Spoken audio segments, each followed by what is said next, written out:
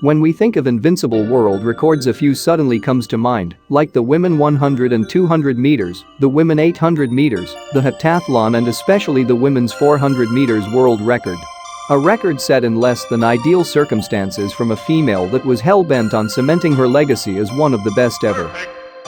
Set in autumn of 1985 by the German sprint legend Marita Koch, the world record stands at a mighty 47.60 seconds, way out of bounds of other female quarter-milers.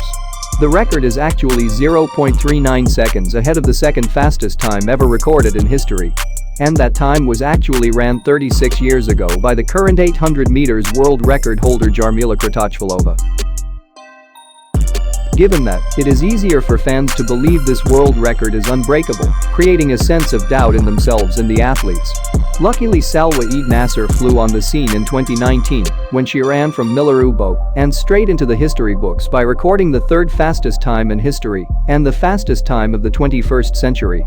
Added to that, she also became the fastest woman measured by age, looking at the fact that Koch never ran faster than that until she was 28 and Jarmila until she was 32 years old. This means time is on the side of Naser for breaking this world record.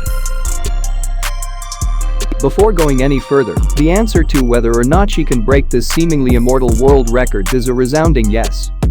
To understand why, we have to break down the ability of Salwa Eid Naser in comparison to the world record holder by analyzing their best races. Both women had the distinction of not running from outer lanes, but Koch had a much heavier task as he had to navigate from the relatively tough lane 2 draw. As for Naser, she ran from lane 4, which might have some bearing on how they started the race. Koch actually went out really quick, covering her opponents rapidly. Her opening 100 meters split was 11.70 seconds, faster than anyone else had done, but not too fast for her, since she had a personal best of 10.8 seconds in the 100 meters. Where she actually made a really fast push in the race was going to the 200 meters mark, where her second 100 meters split was recorded at 10.77 seconds. This was the exact same time recorded for Lee Evans at this stage, when he ran 43.8 in 1968, becoming the first man to go under 44 seconds.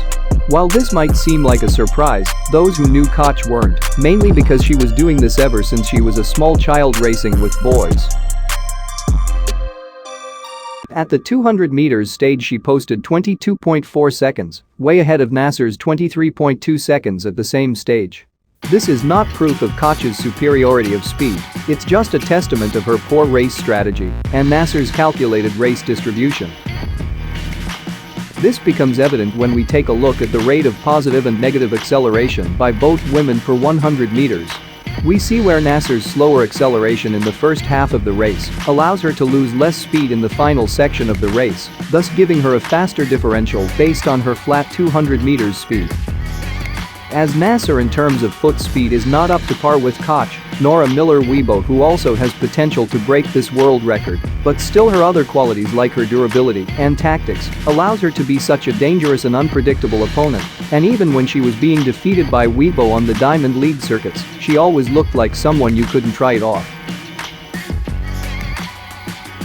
The next important thing to analyze is her age and progression compared to Koch. When at 21 like Naser, Koch only had a personal best of 48.90. The same year she ran her 200 meters personal best of 21.71. The time was faster than any other female had gone at that age, so now that Naser is now 0.76 seconds faster than she was, with less speed base, it really speaks volume. To think she has gone faster than Mario's A. Perec, who at best could go under 22 seconds, she also outdid Alison Felix, who has a personal best of 21.6 seconds. So when you put all those things together, the only way she fails to break this world record, that's if she really wants to, is if she gets injured or has no interest in getting better than she is today.